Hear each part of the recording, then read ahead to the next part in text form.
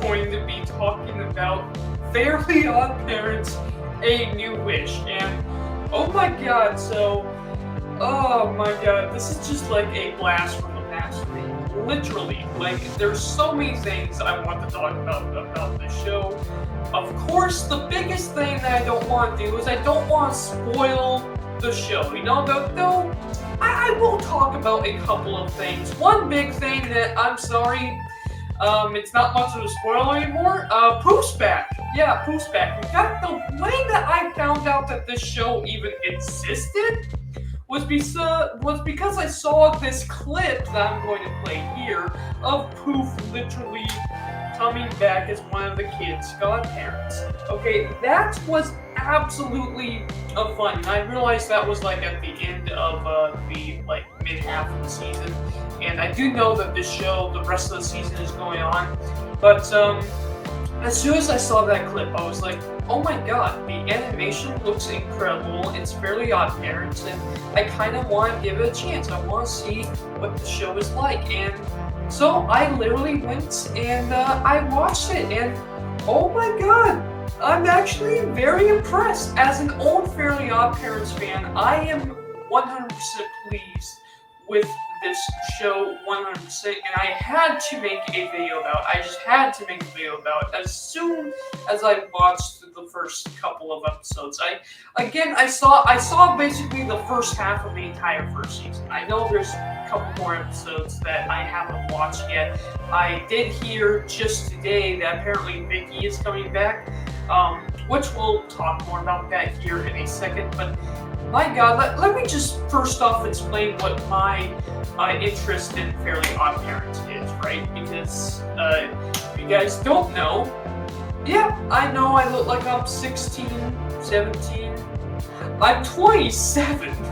I'm 27, and when I was a kid, Fairly Odd Parents, SpongeBob SquarePants, a lot of Nickelodeon TV shows I used to grow up on and watch constantly, all the time, and I absolutely had a blast with two of them specifically, Fairly Odd Parents and Danny Phantom. It was funny because as much as I really enjoyed Fairly Odd Parents, being that I was a small kid, 6, 7, 8 years old, and then eventually to 10 years old, right, just like Timmy Turner, but I was watching him when I was like, 7, 8 years old. I absolutely loved the fact that the show basically took everything I would thought, because I had such a big imagination as a kid and thought, what if this would happen, what if that would happen, and then Fairly Odd Parents would show me that, and then basically teach me why some things shouldn't happen. That's what I really liked about the very beginning of Fairly Odd Parents, is that Fairly Odd Parents used to be a show about not necessarily how a kid learns about magic, but learns about why his imagination can't go that wild, and lessons that he learns can teach a lot of kids. That's something that I really loved about Timmy Turner, is watching his journey as a kid. You learn a lot from his experiences, from his wish. You basically learn that, you gotta be careful of what you wish for. And I just kind of love the original concept of Fairly Odd Parents.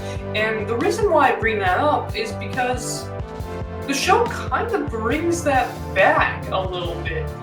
I mean, yes, not entirely. We still have the main character, Hazel, not necessarily ever undoing her wish, but I do like to see throughout this show that she is slowly growing up. She's 10 years old, just like in the original show with Timmy Turner, and she moved to the city. Just like the theme song. Oh, by the way, the theme song, it grows on you. Truth be told, I don't think it's as catchy as the original song for Fairly Odd Parents, but it's growing on me. It's not the worst take on the Fairly Odd Parents song. It's a little bit of a slower take. It's new. It's growing on me, and I'm sure that kids today are absolutely going to love the vibe that the show has. I already love the vibe that the show has. The theme song is a little off from what I'm used to, but it grows new. But yeah, Hazel moved into the city, and you know, she wants to present herself as someone who is mature for her age and everything. But at the same time, she kind of learns that, okay, well, yes, it's okay to be mature, and it's okay to be a kid as well, and that's something I really like about her character. And it's all shown in the very first episode, because here she is having pretty much a bad day at school. She's a new kid, and everyone's had that kind of moment, right? When you move to a brand new school, you're a new kid. It can be a little jarring, to say the least. It's hard to make friends and stuff like that. And I really like how throughout the show we get to see Hazel make her first friend. And while it's not exactly like Fairly Odd Parents, the original show used to be episodic, and yes, Fairly Odd Parents, this show is still episodic. There's still a kind of an overall arcing story with this, similar to Danny Phantom, actually, which kind of have the same kind of merits, which I really like. Which, by the way, I used to be a humongous Danny Phantom fan. I mean, for God's sakes, I remember being 10 years old and then watching Danny Phantom. I felt like a teenager. I felt like this is what teenagers are supposed to be, you know, kind of thing, which was hilarious. But I love both shows. I love both Fairly Odd Parents and Danny Phantom. And yeah, you know, I have to admit this. After what happened to Fairly Odd Parents and SpongeBob, I'm so glad Danny Phantom ended where it did. I'm not even kidding. Fairly Odd Parents went completely off the rails and turned into such a complete mess of a show. You know, it really should have ended with Channel Chasers. The show should have ended with Channel Chasers. I think everyone can agree with that. Now, I do like Poof, and I did stay with the show until the Poof era, and then of course we had the Wishology trilogy, which that was fun. You could have ended it with the Wishology trilogy. If you didn't end it with Channel Chasers, you should have ended it with the Wishology trilogy. I didn't mind Poof when he first showed up. I thought he was cute, but I didn't really care too much of him. Of course, I loved the special when he ate his first one. I thought that was hilarious when I was a kid. But yeah, I have to admit this. When did I leave? As soon as I saw that dog, I was like, I just walked away. I literally just walked away as soon as I saw Sparky. I couldn't stand Sparky, and then I heard about what happened through the show later on with that one girl. Like, Timmy ends up having to share his Fairly Odd Parents with a girl, and it's like, why did Wanda just take her and he had Cosmo? They didn't do that with Cosmo and Wanda. They're two halves of the same thing. So, which, I mean, I get why they did that, but I think that was a really bad idea. And then you get into the live action reboot, and I'm sitting here like, and then don't even get me started on the Drake Bell nonsense with those movies. I'm just like, why is my favorite franchises turning into garbage? Of course, I ask that question all the time now with all my other favorite franchises. Star Wars and Marvel is actually getting back on track, which is great. But there's a lot. There's a lot that I'm a fan of, but I wish kind of kept the same magic of when I was a child. And what really surprises me is that after all of the troubles that this franchise went through, I can clearly say this. I would not want, yes, I'm 27, I don't have kids of my own, but I have nieces and nephews. I wouldn't mind showing my nieces and nephews when they're a little older, you know, they're still babies. But I wouldn't mind showing them stuff from my age, you know, old Fairly Odd Parents, old SpongeBob. but I want there to be something new for them to enjoy, right? Something good. And something with that captures the same magic that I had when I was a kid. And I know the whole thing of reboots and stuff like that, and it's really funny because I'm always like, okay, you know what? I'd rather them make something new. I'd rather them make something creative and different. But then I have to acknowledge the fact that, yeah, if you did it right, you can take some of the old, reboot it for a new audience, and as long as you capture the same magic, everyone will enjoy it, And that brings me to this show, A New Wish. A New Wish really captured the magic of the original Fairly Odd Parents. In fact, one of the biggest improvements that the very first episode of the show does is with my boy, Cosmo. Now, if you guys remember, in the very beginning of the show, Cosmo, he used to be kind of a car salesman type character. He used to be kind of smart, and while I do like that. I do like that aspect of Cosmo, but really my favorite Cosmo was when he was in the middle. Like he was always kind of silly, always kind of goofy, but he wasn't straight up stupid. He was dumb, but he wasn't stupid. Like a really good example of this, I'm talking Nickelodeon's SpongeBob SquarePants. Patrick Star. Patrick? Yeah, he was dumb, but he played it off well. He was dumb, he wasn't stupid. In fact, Cosmo was dumb, but he wasn't stupid. And in the, I would say around season 3, season 4, when he was in the middle of not necessarily being that car salesman type character anymore, but when he was a little silly at times, but he still came up with ideas. He still cared for his wife and his godchild, obviously, Timmy Turner.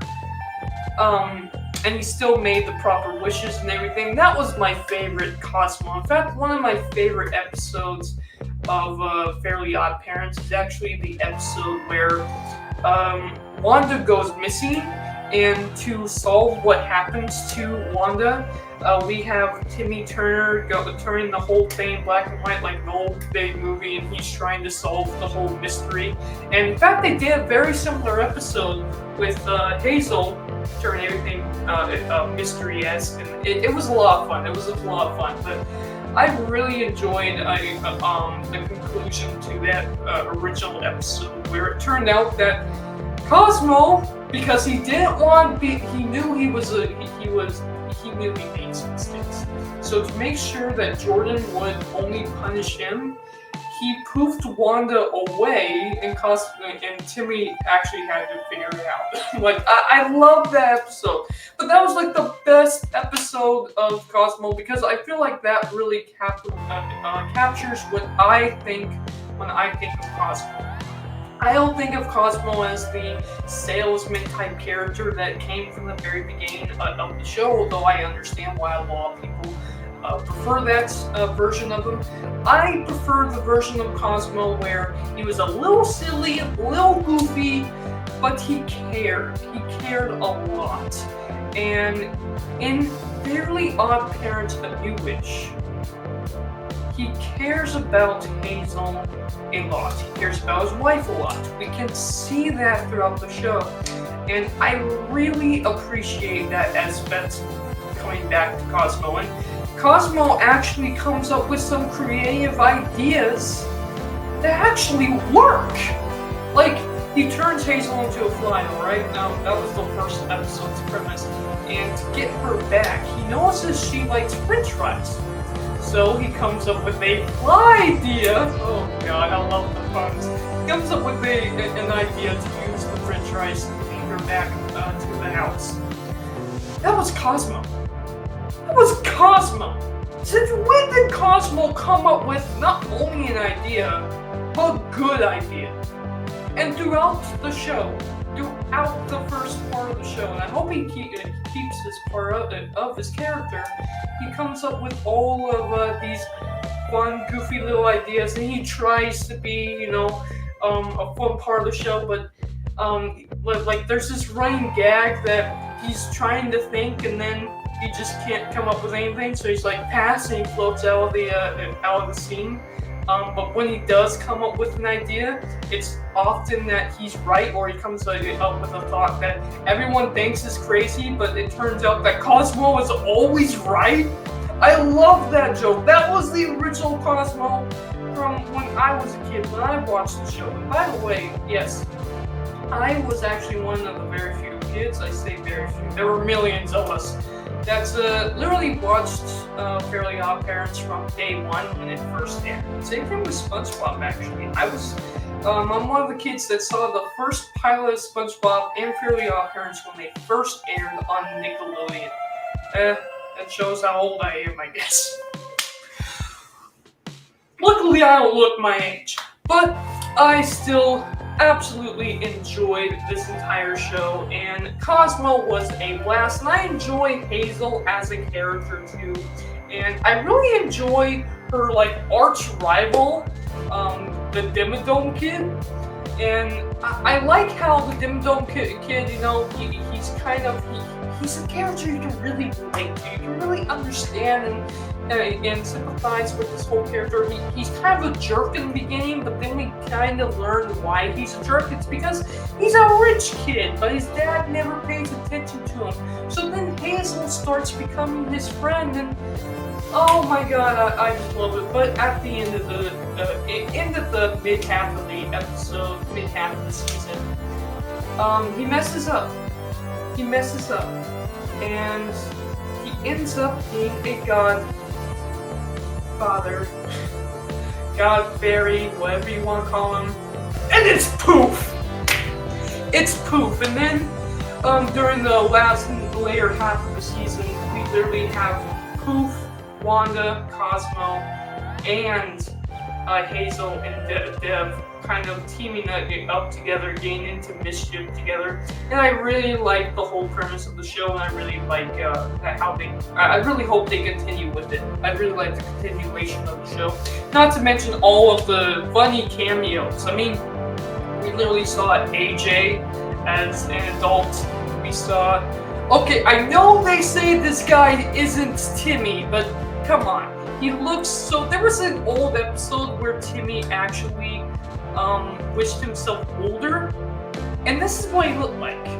I want this guy to be Timmy. Now, of course, Channel Chasers, Timmy didn't end up like that, but here's the thing.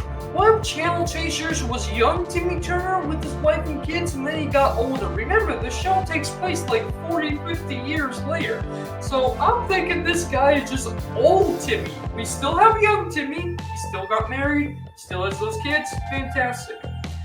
But now we get to see old Timmy from time to time. He's just a funny background character. But I like him. I like seeing the old design back. Even if they say it's not Timmy Turner, to me it's Timmy Turner. I wonder if somehow, eventually though, in the show, we'll see both him and the real Timmy Turner show up. Only if that happens will I say that this version of Timmy Turner is not Timmy Turner. Otherwise, it's Timmy Turner to me. But we have an episode where Crocker shows up. That was hilarious. And I could go on and on and on about the show. I really could. But again, I don't want to spoil any part of it. I want you to go enjoy it, both as a Fairly Odd Parents fan, especially if you have a niece, nephew, kid. Basically, what's the best part about this show, I feel like the best part about this show is the fact that not only does it capture the magic from when my generation were kids, but something to finally pass down to the next generation, and something that the next generation can actually enjoy just like we did. That's just something I absolutely love. I love the fact that it's just for Fairly Odd Parents. And I hope the show does continue. Not to mention, God, look at that art style. That art style is amazing. Thank you guys for watching. Let me know down in the comments below, what do you think of the new Fairly Odd Parents? a new wish. I'm off now. Bye.